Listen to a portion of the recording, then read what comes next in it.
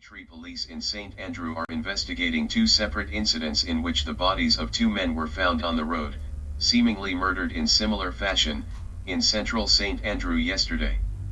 An officer at the police's corporate communications unit told the Star that about 6 a.m. yesterday, residents in Crossroads, St. Andrew, stumbled upon the body of a man, who has so far been identified as Teddy. He is believed to be in his 50s, and is from Southside, Kingston. He was found in a pool of blood with multiple wounds.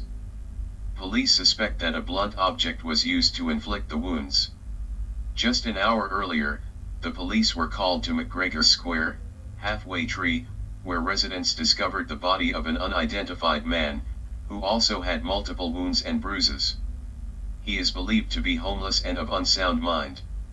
He was clad in a green shirt and yellow pants. The police said they do not know if the incidents are related. They are yet to establish a motive or make an arrest in the murders. A Kingston man was shot and killed on Rousseau Road within the vicinity of Maxfield Avenue, Kingston 13, late yesterday morning. The dead man has been identified as 22-year-old Darnell Gale of Brotherton Avenue, Kingston 13. According to the police, Gale, and his friend, who is now nursing gunshot wounds at the Kingston Public Hospital, were lured into the area by their attackers to buy two motor bikes.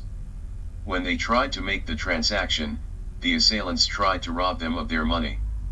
When they resisted, the men pulled their firearms and opened fire, hitting both men.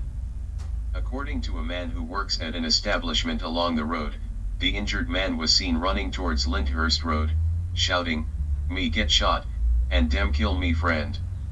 When the Star arrived at the scene, the car and two motor bikes, known as Yen Yen, were seen.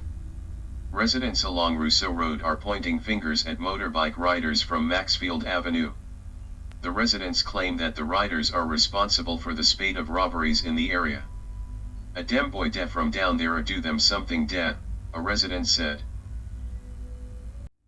Following a string of job offers, gifts and praises being heaped on him for his selfless, heroic act of saving a drowning boy, Tremaine Brown is to be given a national award. Minister of Culture, Gender, Entertainment, and Sport Olivia Bobbsey Grange told the Gleaner yesterday that Prime Minister Andrew Holness was moved by the actions of Brown, who risked his own life to save 12-year-old Ronaldo Reynolds, a student of Jonestown Primary. Grange said the Prime Minister suggested that Brown be given a national award for his brave feat.